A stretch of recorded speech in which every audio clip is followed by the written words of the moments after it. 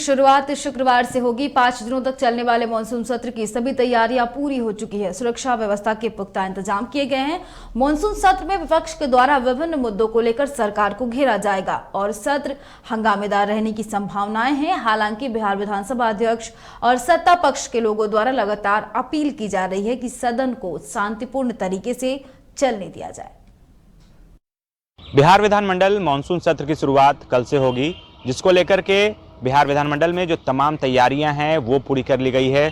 सुरक्षा व्यवस्था से लेकर तमाम जो चीज़ें हैं उन सभी की तैयारियां पूरी हो गई है। आपको बता दें कि 30 तारीख तक ये सत्र चलेगा, जिसमें कुल 5 बैठकें होगी। कल से इसकी शुरुआत होगी और जो तमाम तैयारियां हैं वो पूरी हो गई है। कल पहला दिन होगा, मुख्यमंत्री यहाँ पर पहुँचेंगे, राज्यपाल यहाँ पर पहुँचेंगे, उनका अभिभाषण होगा और उसके बाद अगले 5 दिनों तक जो सत्र है वो चलेगा। यानी कि कह सकते हैं 24 जून को यदि किसी का शपथ ग्रहण बाकी होगा तो वो होगा। उसके बाद 25 और 26 जून को शनिवार और रविवार होने के कारण जो बैठक है वो नहीं होगी।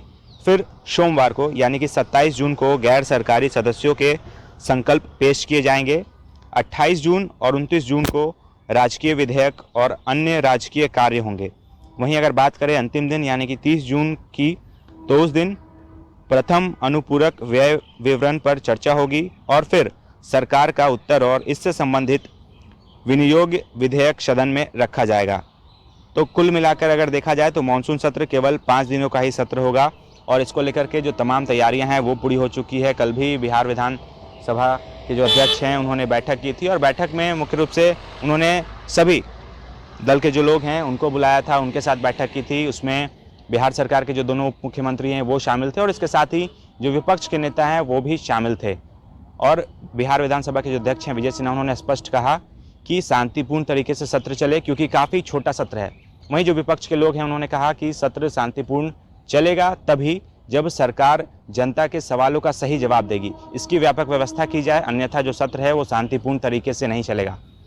तो कह सकते हैं कि जो सत्ता पक्ष के लोग हैं वो चाह रहे हैं कि 5 दिनों का सत्र है, शांतिपूर्ण तरीके से हो। लेकिन कल जिस तरीके से चीज़ें हमें देखने को मिली कि जिस तरीके से विपक्ष ने बिहार विधान सभा से लेकर राजभवन तक मार्च किया बेरोजगारी के खिलाफ और अग्निपथ योजना के खिलाफ, तो कहीं ना कहीं ये आसार है कि जो सत्र है 5 दिनों का वो हंगामेदार हो सकता है, क्योंकि विपक्ष ने जो मुद्दा है वो चुन लिया है। तेजस्वी यादव ने स्पष्ट कहा था कि बेरोजगारी प्रमुख मुद्दा है और इसके साथ ही साथ जो तमाम चीज़ें बिहार में हो रही है उसको लेकर के वो सदन में लगातार आवाज़ उठाएंगे। और जिस तरीके से बिहार में बीते दिनों घटनाएं भी घटी थी उसको लेकर के भी जो माले के नेता हैं उन्होंने कहा था कि विधानसभा में इसको लेकर के आवाज़ उठेगी।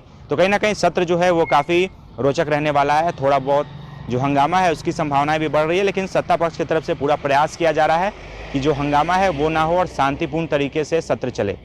वहीं अगर बात करें बिहार विधान परिषद की, तो बिहार विधान परिषद में राजद की संख्या काफ़ी बढ़ गई है। एक तरफ वो 5 पर थे और अभी उनकी संख्या 15 से अधिक हो गई है। तो कहीं ना कहीं जो नेता प्रतिपक्ष हैं बिहार विधान परिषद की, राबड़ी देवी, और जो महागठबंधन है उसकी संख्या में थोड़ी बढ़ोतरी हुई है। हालांकि फिलहाल अभी भी जो सबसे बड़ी पार्टी है बिहार विधान परिषद में वो जदयू है। तो देखना होगा ये कि अब कल से जो सत्र शुरुआत हो रही है किस तरीके से रहेगा, लेकिन आसार पूरे हैं कि विपक्ष जो है वो हंगामा कर सकती है। प्रणब राज, न्यूज़ 22 को पटना।